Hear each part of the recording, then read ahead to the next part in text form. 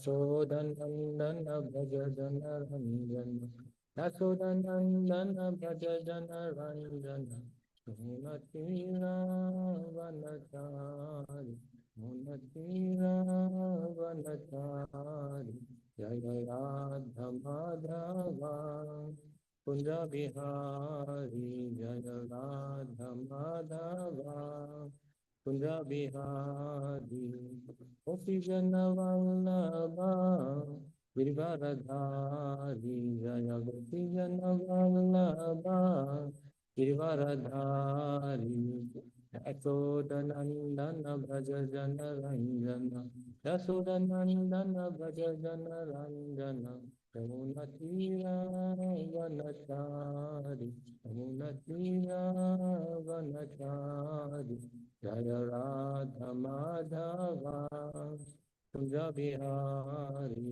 Jaya Radha Madhava Kunja Bihari Gopi Jana Vallabha Girivaradhari Jaya Gopi Jana Vallabha Girivaradhari Yasodhanandana Bhaja Jana Ranjana Yasodhanandana Bhaja Jana Ranjana Yamunatira Vanachari Yamunatira Vanachari Jaya Radha Madhava Kunja Bihari Jaya Radha Madhava Kunja Bihari Hare Krishna Krishna Krishna Hare Hare Hare Rama Rama Rama Hare Hare Hare Krishna Krishna Krishna Hare Hare Hare Rama Rama Rama Rama Hare Hare Hare Krishna Krishna Krishna Hare Hare Hare Rama Rama Rama Hare Hare Jaya Prabhupada Prabhupada Srila Prabhupada Jaya Prabhupada Srila Prabhupada Prabhupada Jaya Jaya Prabhupada Jaya Jaya Prabhupada Jaya Jaya Prabhupada Jai Shri Prabhupada Ki Jai Go Premanande Hari Hari Bo.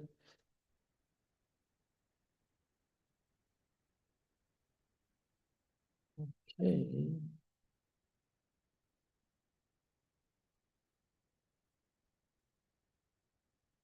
So reading from Srimad Bhagavatam, 7th canto, 4th chapter.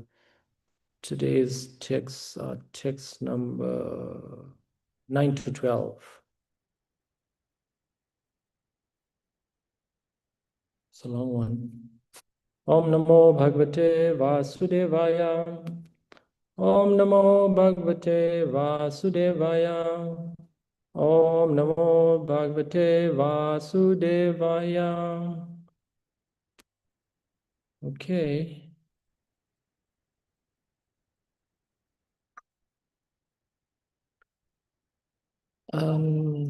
Yeah, I guess devotees can try also.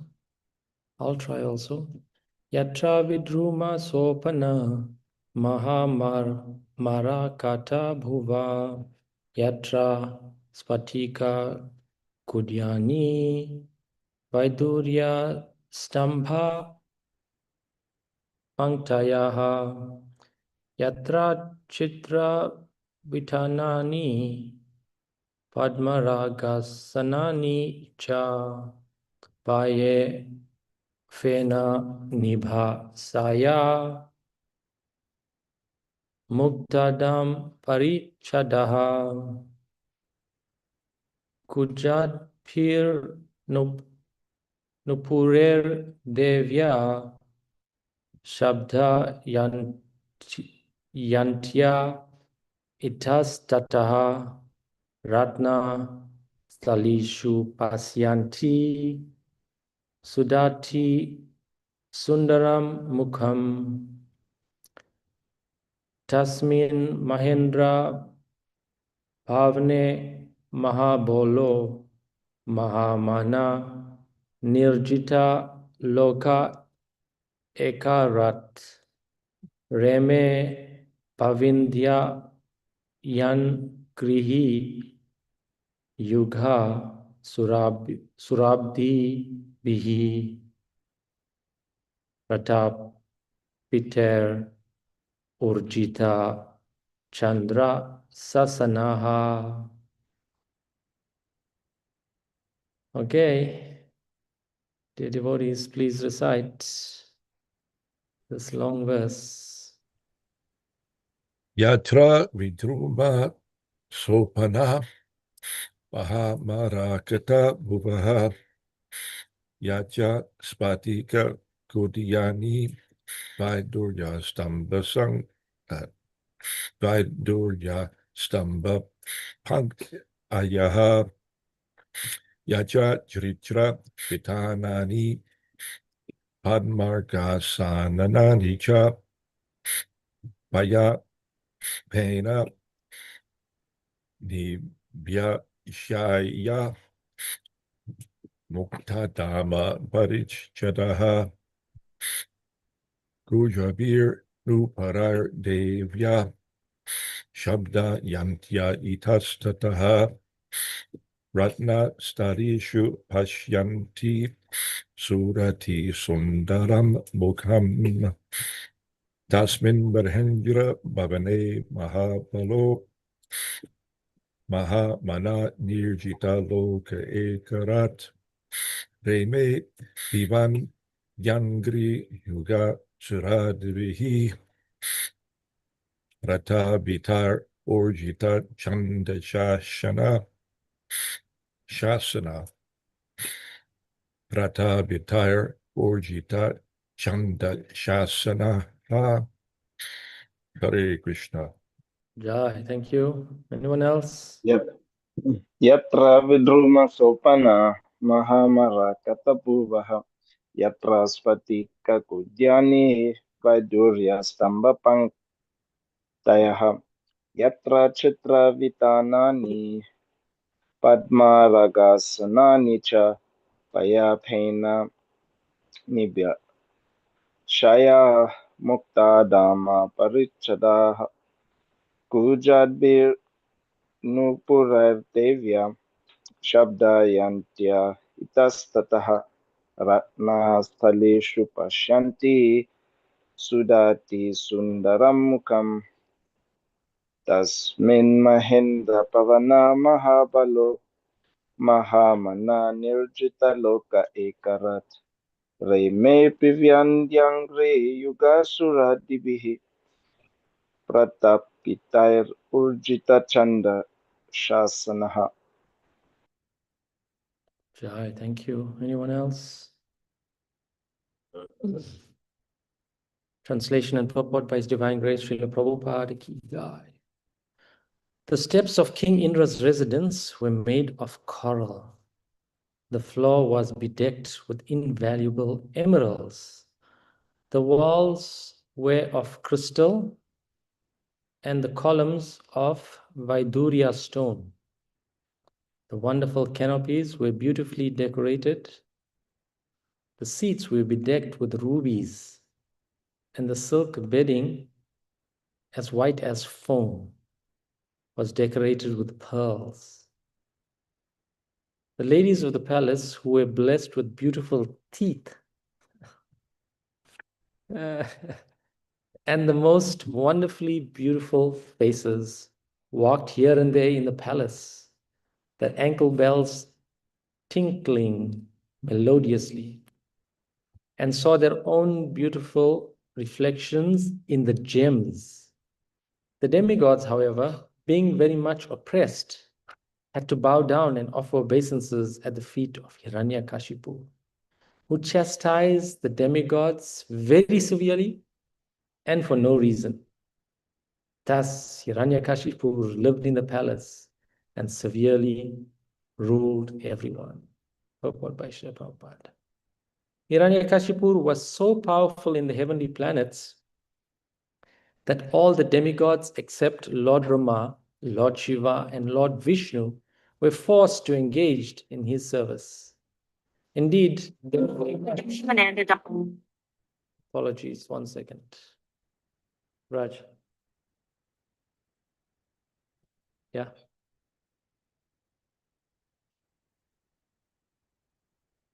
Okay.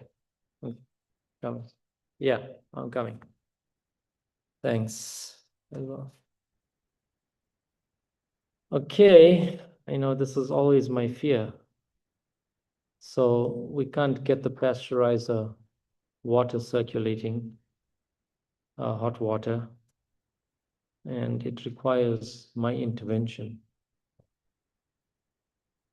It's a very nice verse. I mean, I just wanted to speak about Hiranyakashipu's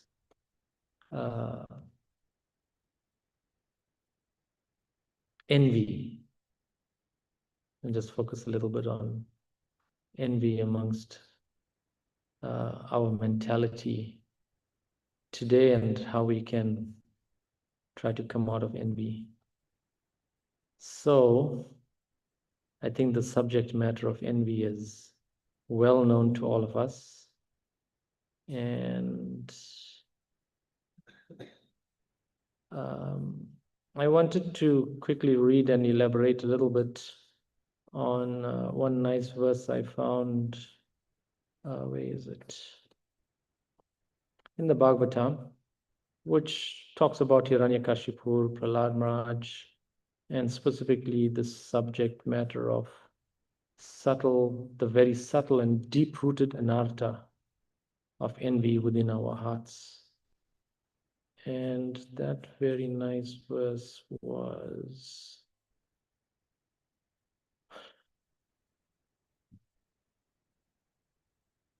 five 18:9. It's amongst the prayers offered to the Lord by the residents of Jambudvip. So our great Brahmana Shastrik Kalaswarup is here. Maybe you can recite this verse 5:18:9 and then read the purport as well. And that, gives some ideas and flavor of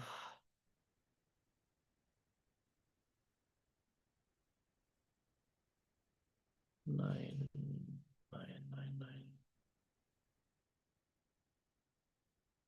Yeah, it'll take some time to read that in the meantime. Where are you going? Are you coming back? Yeah, I might come back, but I'm coming back. Yeah, please go ahead. Go ahead. Go ahead.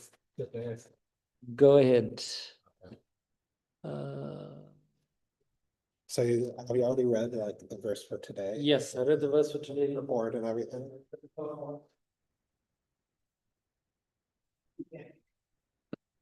Hi. Hi, Krishna devotees. Hare See, Krishna Prabhu.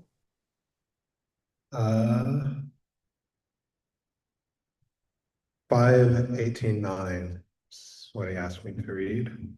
Prabhu, Bible. we have yet to read the purport. Okay. He has this pulled up.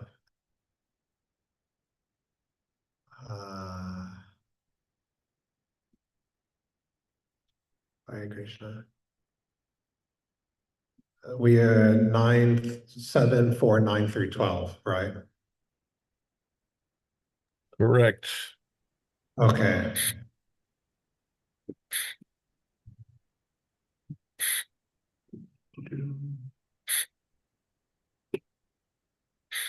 All right. The steps. Did you already read the translation? Yes, we're up to the purport, Prabhu. Hiranyakashipu was so powerful in the heavenly planets that all the demigods except Lord Brahma, Lord Shiva, Vishnu were forced to engage in his service. Indeed, they were afraid of being severely punished if they disobeyed him. Srila Vishwanath Chakravarti has compared Hiranyakashipu to Maharaj Vena, who was also atheistic and scornful of the ritualistic ceremonies mentioned in the Vedas.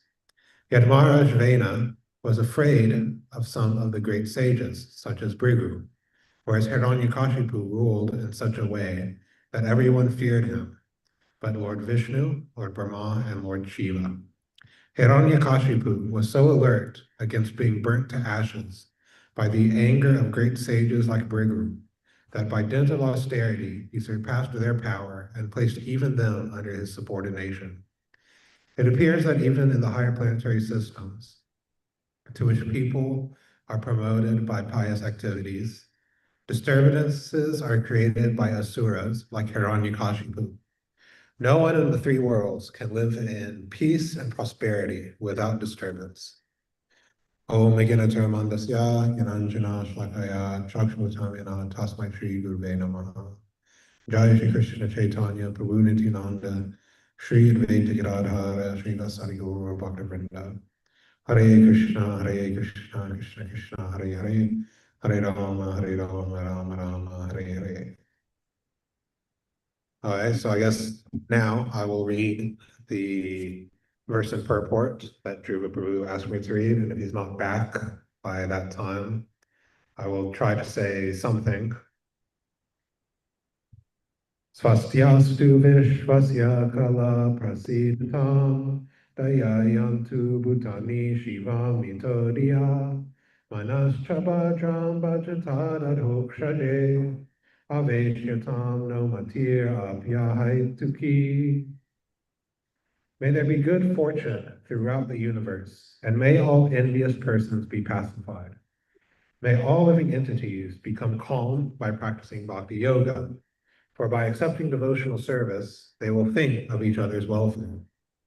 Therefore, let us all engage in the service of the Supreme Transcendence, Lord Sri Krishna, and always remain absorbed in thoughts of him.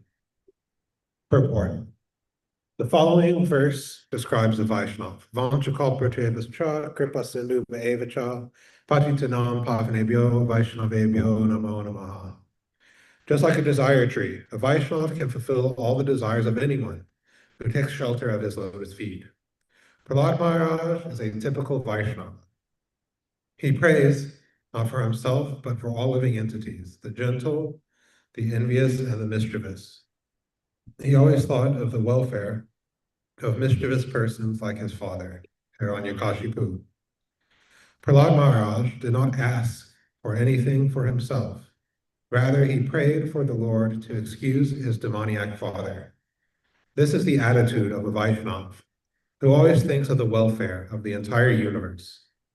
Srimad Bhagavatam and Bhagavad Dharma are meant for persons who are completely free of envy, parama nirmat saranam. Therefore, Prahlad Maharaj prays in this verse, Kala prasidatam. May all the envious persons be pacified. The material world is full of envious persons, but if one frees himself from envy, he becomes liberal in his social dealings and can think of others' welfare. Anyone who takes up Krishna consciousness and engages himself completely in the service of the Lord cleanses his mind of all envy. Manaschabhajam bhajata adhokshaje. Therefore, we should pray to Lord Nrsimhadev to sit in our hearts. We should pray Bahir Nrsimha Hridaye Nrsimha, that Lord Nrsimhadev sit in the core of my heart, killing all bad propensities. Let my mind become clean so that I may peacefully worship the Lord and bring peace to the entire world. Srila Vishwanath Chakravarti Thakur has given us a very fine purport in this regard. Whenever one offers a prayer to the Supreme Personality of Godhead, one always requests some benediction from him. Even pure Nishkama devotees pray for some benediction, as instructed by Lord Sri Chaitanya Mahaprabhu in his Shikshashtaka. Ayinanda Tanuja Kinkaram Patita Mam Vishame Bhavam Buddha Kripaya Tava Pada Pankaja Stita Duli Satasham Vachintaya. O son of Maharajnanda Krishna, I'm your eternal servitor. Yet somehow or other I have fallen into the ocean of birth and death. Please pick me up from the ocean of death and place me as one of the atoms at your lotus feet. In another prayer, Lord Chaitanya says, Mama Jamani Jamanishvare Bhavatat Bhakti Kayitvayi. Life after life, kindly let me have unalloyed devotional love and devotion to your Lordship's lotus feet. When Prahlad Maharaj chants Om Namo Bhagavate Narasimhaya, he prays for a benediction from the Lord, but because he is also an exalted Vaishnav, he wants nothing for his personal sense gratification. The first desire expressed in this prayer is Savastyastu Vishvasya. Let there be good fortune throughout the entire universe. Prahlad Maharaj thus requests the Lord to be merciful to everyone, including his father, a most envious person. According to Shanaka Pandit, there are two kinds of envious living entities. One is a snake, and the other is a man like Hiranyakashipu, who is by nature envious of everyone, even of his father or son. Hiranyakashipu is envious of his little son Prahlad, but Prahlad Maharaj asked a benediction for the benefit of his father. Hiranyakashipu was very envious of devotees, but Prahlad wished that his father and other demons like him would give up their envious nature by the grace of the Lord and stop harassing the devotees. Kala prasidatam. The difficulty is that the kala, the envious living entities, is rare. The entity is rarely pacified. One kind of kala, the snake, can be pacified simply by mantras or by the actions of a particular herb. Mantra sadi vasa sarpa kala kena nivaryate. An envious person, however, cannot be pacified by any means. Therefore, Prahlad Maharaj prays that all envious persons may undergo a change of heart and think of the welfare of others. If the Krishna conscious movement spreads all over the world, and if by the grace of Krishna everyone accepts it, the thinking of envious people will change. Everyone will think of the welfare of others. Therefore, Prahlad Maharaj prays, Shivam Mito Diya. In material activities, everyone is envious of others. But in Krishna consciousness, no one is envious of anyone else. Everyone thinks of the welfare of others. Therefore, Prahlad Maharaj prays that everyone's minds may become gentle by being fixed at the lotus feet of Krishna, Bhajatat Adhokshaje. As indicated elsewhere in Srimad Bhagavatam, Savai Mana Krishna Padara Vindayo, and as advised by Lord Krishna in Bhagavad Gita, Man Mana Bhava Man Bhakta, one should constantly think of the lotus feet of Lord Krishna. Then one's mind will certainly be cleansed. Cheto Darpanam Arjanam. Materialists always think of sense gratification, but Prahlad Maharaj prays that the Lord's mercy will change their minds and they will stop thinking of sense gratification. If they think of Krishna always, everything will be all right.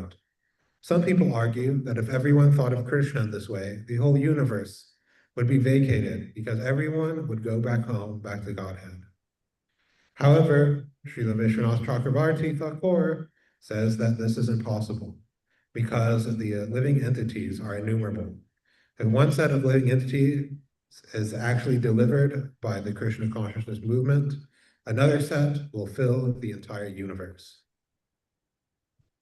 So we are reading here in both the verse that the class is on today and in the verse that Dhruva Prabhu asked me to read in the purport about the envy of Hiranyakashipu that is emblematic of the envious living entities. The snake is brought up in what we are reading as kind of the prototypical envious living entity. Hiranyakashipu is also known as Tanu Bringam, wasp-like, because these living entities simply want to do harm to other living entities. The example is given that most living entities will only attack if provoked or if needed for sustenance. Sometimes predators, like wolves or bears or other such living entities might attack other living entities. But when they are satisfied, when they are full, they stop. They do not attack for sport. But other living entities, like snakes, scorpions, will attack simply because something is put in front of them. I have not tried it myself, but I have heard that if you put a stick in front of a scorpion, it'll try to sting it. Of course, they don't eat sticks. The stick is not threatening it, but simply just because it is there, the scorpion will try to attack it. Likewise, with envious living entities, they will simply attack for no reason. Of course, the envious living entity might not think they are being envious, and they do not consider that what they are doing is wrong. Generally, they come up with some justification for why they must attack and trouble other living entities. I have to defend my country and my way of life. I'm defending my family's honor. I am just making sure, living my life the best that I can. All of these are simply transformations of the propensity for sense gratification. Sense gratification is the mark of the envious living entity. That is why pretty much everybody in the material world, every living entity, save the pure devotees who come to deliver the fallen living entities, can be said to be envious. Because that is the reason why we came to the material world in the first place, is that we are envious of the Supreme Personality of Godhead. And this manifests as sense gratification. Sense gratification and Krishna consciousness are diametrically opposed to one another. We are either becoming more interested in gratifying Krishna's senses, or becoming more interested or endeavoring to satisfy our own material senses with material sense objects. Sometimes people, even those who are experienced, at least have some experience in the process of Krishna consciousness, have this idea that I will have my Krishna consciousness and I'll have my sense gratification also. And the idea that can be there is like, well, since it is not grossly sinful, it's not meat eating or intoxication or anything like that, that there won't be suffering because of it. This is madness, actually. There's always suffering when we engage in contact with material sense objects. And this contact can even be just meditation, just thinking about them. Dhyayato vishayam pumsa sangashteshu pujayate, sangas sanjayate kama, kama krado bijayate. That simply by meditating on the objects of the senses, one develops attachment for them. From this attachment, lust, and from this lust, anger. Because simply by thinking about sense objects, one develops a hankering for them. And it is actually this hankering that is the cause of our suffering. Sometimes people consider that the cause of suffering is the lack of sense objects. But that is not the case. It is our desires for them. Because if one did not have the desire for sense objects, not having them would not be any suffering. But if one has the desire for sense objects, no matter how much sense gratification one gets, it is never enough. That no matter how much one tries to fill and fill the fire, no matter how much tries one's to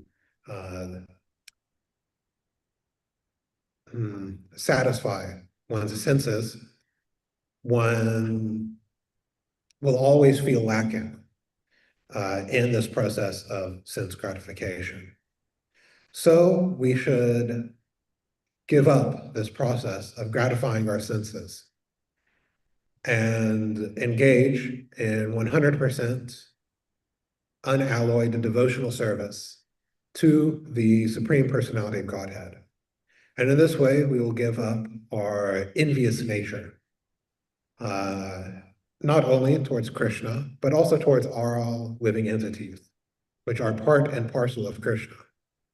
So one cannot stop actually being envious of the living entities without stopping being envious of Krishna. And if one is envious of Krishna, one will be envious of all other living entities. So therefore, we must give up all envy, which means engaging in the process of Krishna consciousness. By chanting the holy name, reading Srila Prabhupada's books, and other such processes, these things go away. It is written in the Nectar of Devotion that when one takes up the process of Krishna consciousness, all inauspicious things disappear and all auspicious things appear. So we should take up this process very seriously and become purified in that way, giving up our envious propensities.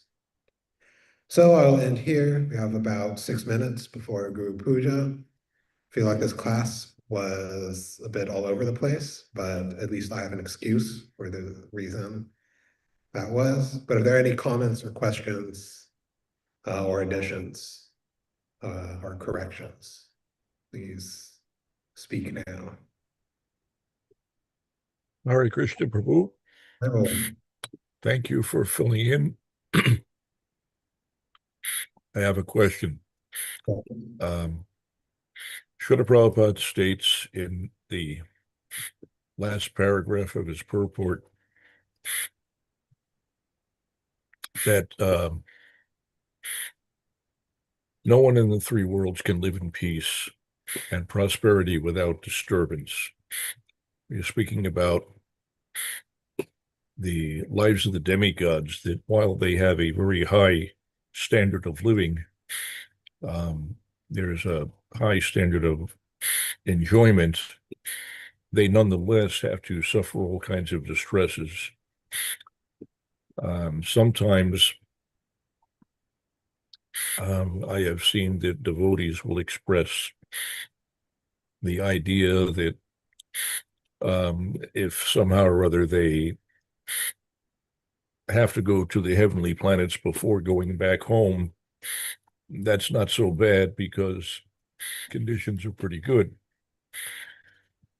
This was not Srila Prabhupada's position. Of course, his idea was that you don't want to do this, that as Krishna says, all the planets, from the topmost planet, from Brahmaloka, to the lowest planet, all are places of misery, wherein repeated birth and death take place. But there are more miseries than just birth and death. And I was wondering if you could mention some of those miseries that are experienced by the demigods. Well, I mean, one of the big ones that I think is actually even mentioned in the report, as far as disturbances experienced by the demigods, is, of course, the disturbances by the demons. There's always a universal war going on between the Sura forces and the Asura forces. And sometimes even the demigods are driven out of the heavenly planets by demons like Hiranyakashipu or Bali or other such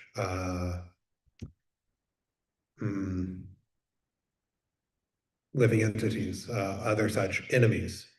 Another thing that comes to mind is, we read sometimes about various forms of social intrigue and scandal, even among the demigods. One enjoys with another one's wife, and then they end up getting cursed, something like that. And of course, there's always anxiety about losing one's position. We read so many times that Indra attacked or sent he sent some Apsara or demigoddess to sages who were performing austerities because he was in anxiety. Oh, they will take my position. That because he is in such a elevated position, he's always in fear of losing it. And then ultimately, the suffering is always there of being unsatisfied, actually. This is true for every living entity in the universe who is trying to engage in sense gratification. Those of us who, that's probably all of us, might have introspected on our lives prior to Krishna consciousness, or even our lives in Krishna consciousness if we slackened a little bit. And you aren't actually satisfied by sense gratification, but you're always running after it. In anxiety, oh, can I enjoy here? Can I enjoy here? Can I enjoy here? Can I enjoy this thing? Can I enjoy this thing? And it actually leads to a lot of suffering because we feel like we should be enjoying. But because sense gratification actually isn't enjoyment, we feel cheated, or we feel that other people are enjoying better than we are. If we feel that way here when attempting sense gratification, why should it be any different in the heavenly planets? It will likely be more because the standard of sense gratification is higher. So one thinks even more, I should be enjoying by this. I should be satisfied by this. But one isn't. One is never satisfied by sense gratification. But if we're feeling that push here on the middle planetary systems, where sense gratification is relatively nothing, how much more will they feel that distress in the heavenly planets? So those are my thoughts on that question of the suffering in the heavenly planets. Thank you. That's helpful. Yeah, there's all kinds of suffering. Sometimes the demigods are subject to various distresses that arise because of their neglect of certain protocols or offenses committed towards others. In particular, there's the example of Indra's neglect of Brihaspati, which resulted in all kinds of calamity. Demigods lost their power. But you mentioned a whole bunch of the problems that they encounter. There's all kinds of infidelities. They get into all kinds of trouble. There's the constant anxiety of the transience of the heavenly planets themselves, and every demigod is subject to replacement, and at some point their good karma runs out. The more they enjoy, the faster their good karma runs out, and then they have to leave. They have to take birth on Earth. So lots of anxieties, lots of problems, constant wars. It's not really a great place. Much better than Earth in terms of the standard of enjoyment. Inconceivably higher standard of enjoyment, but it comes bundled with lots of miseries, and that's true all throughout the material universe.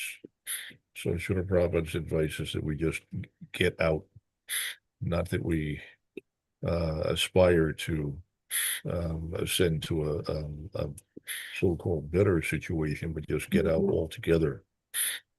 Thank you again. Hare Krishna. Krishna, thank you for your comments. One other thing on this point of stopping by the heavenly planets on our way back to Godhead is that there's every chance that when you're in the heavenly planets, because the standard of sense gratification is so much higher, that you might again become distracted from the path of bhakti yoga, and then go back and circulate again. So that's another danger. All right, it looks like we are about to start Guru Puja, so I'll end here. Srimad Bhagavatam ki jai.